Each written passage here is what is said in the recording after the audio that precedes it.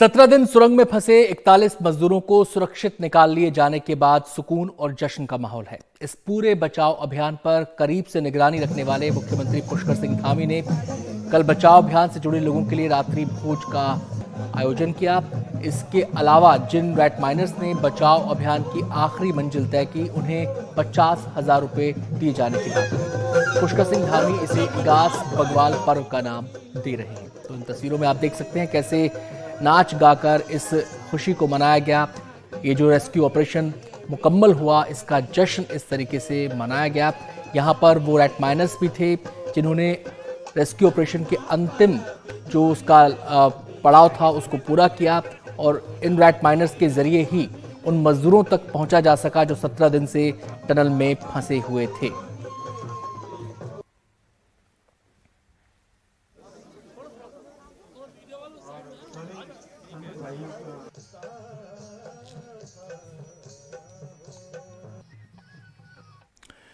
उत्तरकाशी की सुरंग से 41 मजदूरों को सुरक्षित निकाल लिए जाने के जश्न में अंतर्राष्ट्रीय टनल विशेषज्ञ आर्नोल्ड डिक्स भी डूबे नजर आए। उन्होंने Uttarakhand SDRF police rescue unit के साथ जश्न मनाया। इस दौरान वो डांस करते दिखाई दिए।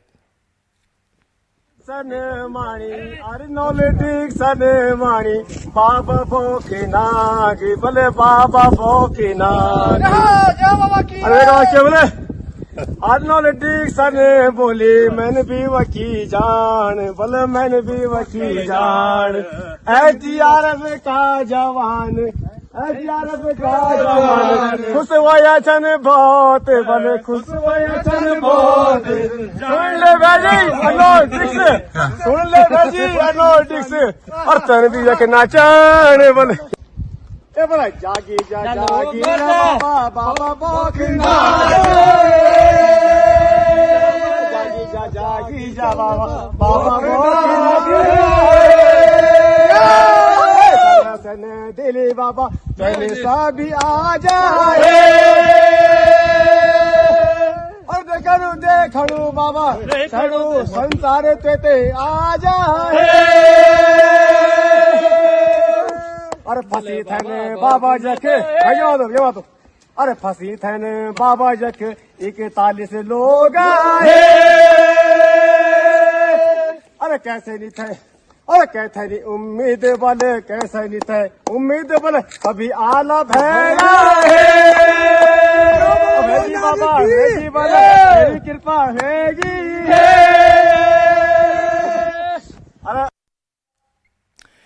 तो सबके चेहरे पर खुशी देखी जा सकती है, सबके चेहरे पर मुस्कान देखी जा सकती है, क्योंकि रेस्क्यू ऑपरेशन बेहद मुश्किल था। इन मजदूरों को बाहर निकालना जाहिर सी बात है एक बड़े मिशन की कामयाबी हुई है, और इसका जश्न आने वाले कई और दिनों तक देखने को मिल सकता है। तो सुरंग से निकाले गए सभी 41 मजदूरों को ऋषिकेश एम्स में रखा गया है। वहां की डायरेक्टर मीनू सिंह ने कहा है कि सभी मजदूरों की सेहत सही है, उनका ब्लड प्रेशर और ऑक्सीजन लेवल सामान्य है। मेंटल कंडीशन उनकी बहुत अच्छी है, मतलब ये एक बहुत ही अच्छा विषय है कि उनको दे आर वेरी पॉजिटिव, और एक दो लोग उनके साथ ऐसे हैं जो कि दूसरों का भी बहुत साहस बढ़ाते हैं, और उन्होंने उनका जो मोराल है वो हाई करके रखा उस पीरियड में भी। तो मेंटल कंडीशन अच्छी है। हो सकता है थोड़ी बहुत नींद वगैरह में उनको प्रॉब्लम आए अभी, क्योंकि वो बहुत टेंशन में रहे हैं इतना टाइम। तो वो उसके लिए हम उनका कुछ हिस्ट्री वगैरह ले लेंगे, और बाद में देखेंगे अगर किसी को कोई तकलीफ हुई या कुछ प्रॉब्लम हुई तो उनको साइकोलॉजिकली विल सपोर्ट। यहाँ उनका स्वागत भी किया गया है उस प्रशासन द्वारा। हाँ हाँ बिल्कुल, हमने उनको हार पहना है और वो खुश थे, और हमें भी बहुत अच्छा लगा कि वो एक वीरता का काम करके आए, इतना दिन एंड्योर करके आए हैं। तो ये भी खुशी की बात है कि तमाम 41 मजदूर जो टनल में फंसे हुए थे 17 दिन से, वो पूरी तरह सेहतमंद हैं। हालांकि उनकी मेडिकल निगरानी अभी भी की जा रही है कि जिससे कि कोई भी दिक्कत हो तो उसको तुरंत उसका उपचार किया जा सके। आपको बता दें कि कल ही चिन्याली सौड का जो मेकशिफ्ट अस्पताल था, यानी कि जो अस्थायी अस्पताल था, वहां से उन्हें एयरलिफ्ट करके चिनूक हेलीकॉप्टर के जरिए ऋषिकेश एम्स पहुंचाया गया था। सिलक्यारा की सुरंग में 17 दिन फंसे मजदूरों को निकाल तो लिया गया है, लेकिन ये सवाल अभी भी बाकी है कि इतना बड़ा हादसा कैसे और क्यों हुआ। क्या सुरंग के डिजाइन और इसको बनाते समय तय मानकों का ध्यान रखा गया था? अब उत्तराखंड के मुख्यमंत्री पुष्कर सिंह धामी ने एनडीटीवी से कहा है कि सिलक्यारा हादसे की विस्तृत जांच होगी।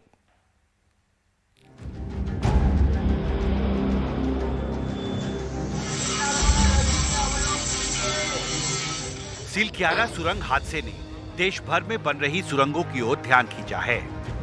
देश में तमाम दुर्गम स्थलों पर सुरंगों का जाल बनाने का काम जारी है। क्या इन सुरंगों के निर्माण में तय गाइडलाइंस का ध्यान रखा जा रहा है?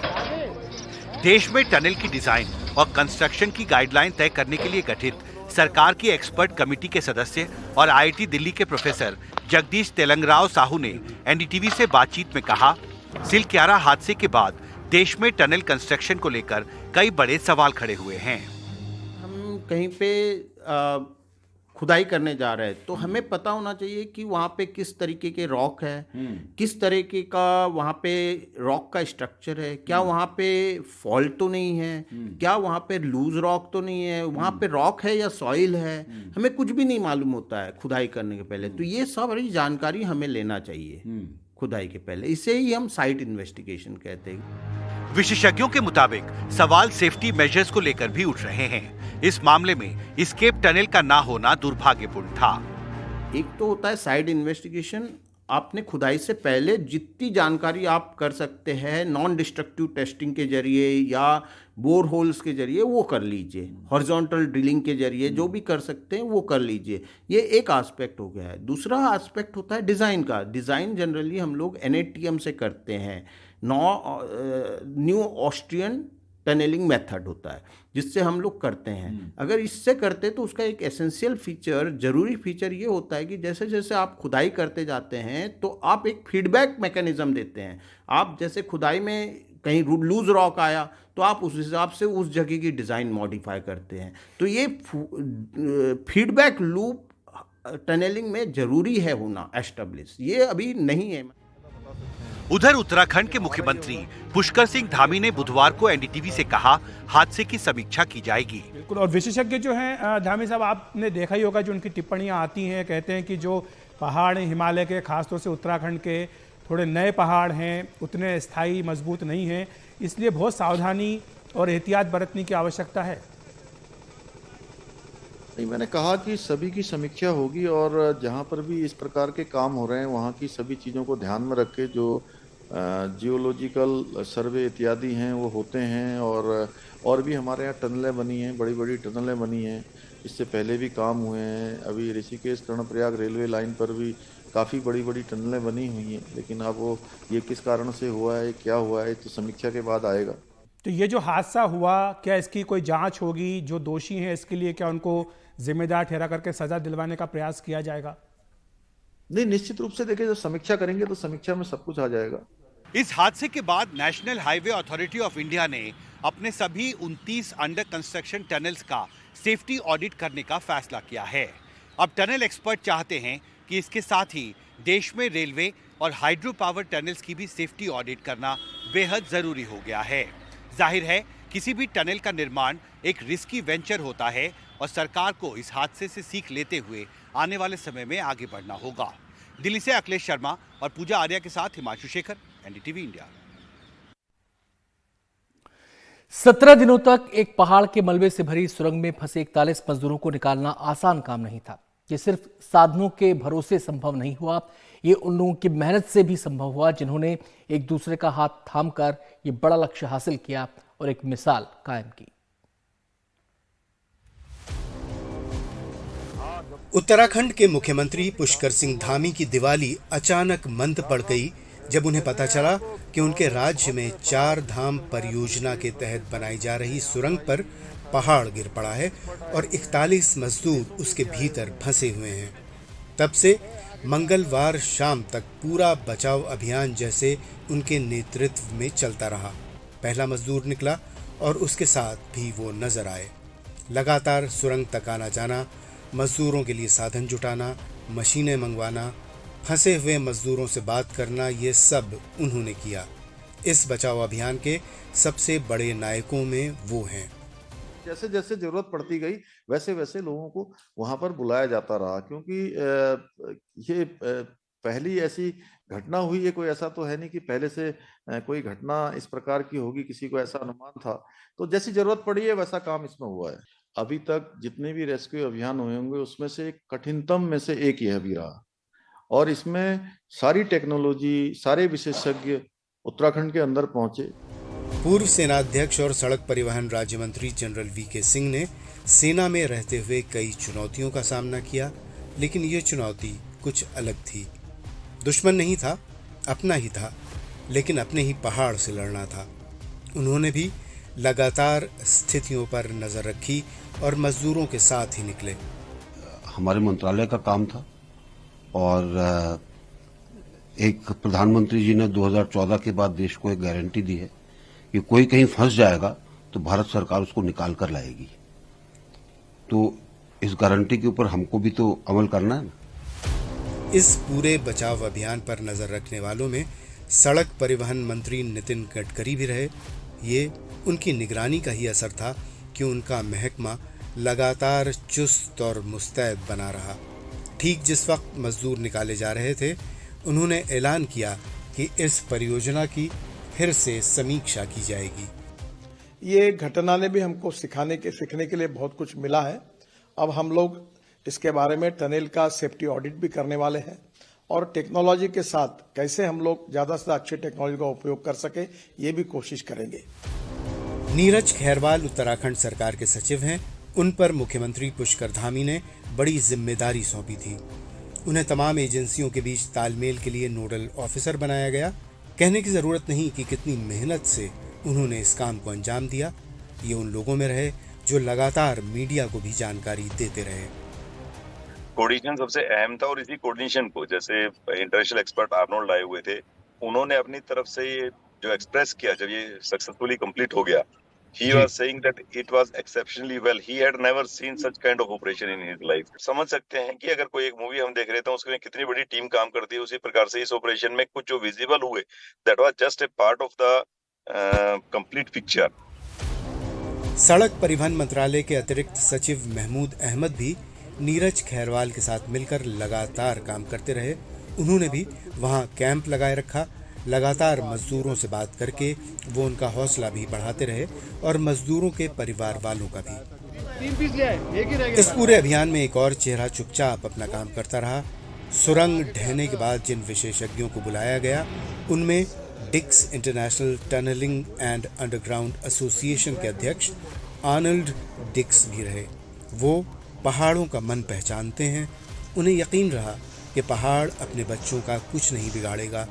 ये जज्बा और हौसला न होता तो पहाड़ को जीतना मुमकिन न होता। वैसे इस पूरी त्रासदी का सबसे गौरवशाली चेहरा उन मजदूरों का है जिन्होंने बिल्कुल आखिरी दौर की खुदाई की, जहां मशीनें चुक गईं, जहां उनके ब्लेड टूट गए, जहां कोई आधुनिक तकनीक नहीं चली, वहां इन मजदूरों ने अपने भाइयों की जान बचाई। इनके मजबूत हाथों और हौसलों की बदौलत ही 17वें दिन वो पहाड़ हिल गया जो सबकी उम्मीदों को मलबे में बदल रहा था। Bureau report, NDTV India.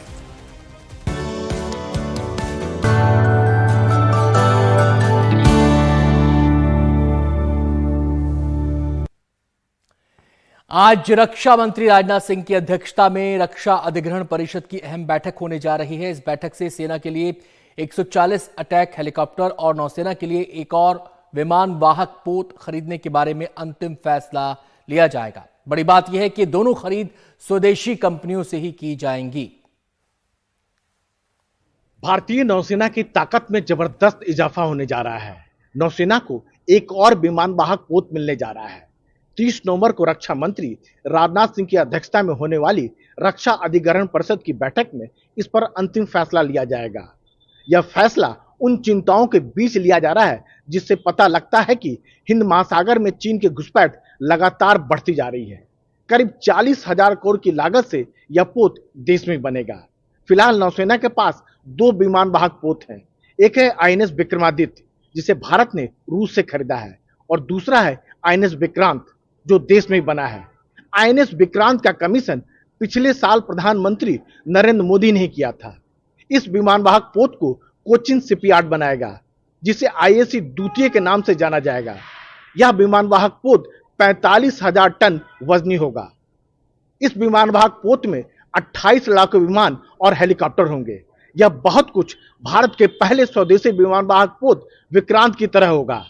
अगर विक्रांत की बात करें तो विक्रांत 262 मीटर लंबा है, 62 मीटर चौड़ा है और 59 मीटर ऊंचा है और इसकी स्पीड है 52 किलोमीटर प्रति घंटा।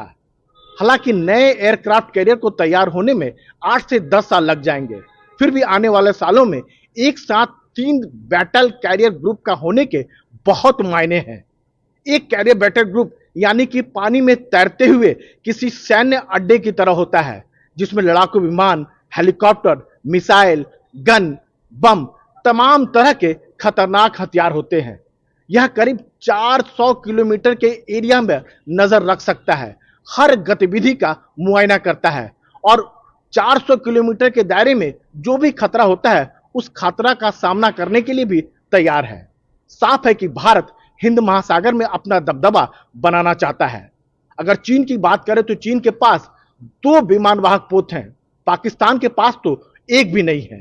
तो जाहिर सी बात है कि देश में विमानवाहक पोत बनने से एक नहीं कई फायदे हैं। सबसे बड़ा फायदा है इससे रोजगार बढ़ेगा, कई लोगों को काम मिलेगा, स्वदेशी तकनीक को बढ़ावा मिलेगा, आत्मनिर्भरता में भी मदद मिलेगी और सबसे बड़ी बात, समंदर में चीन और पाकिस्तान के ओर से मिलने वाली किसी भी चुनौती का माकूल जवाब देने में भारतीय नौसेना पूरी तरह से सक्षम होगी।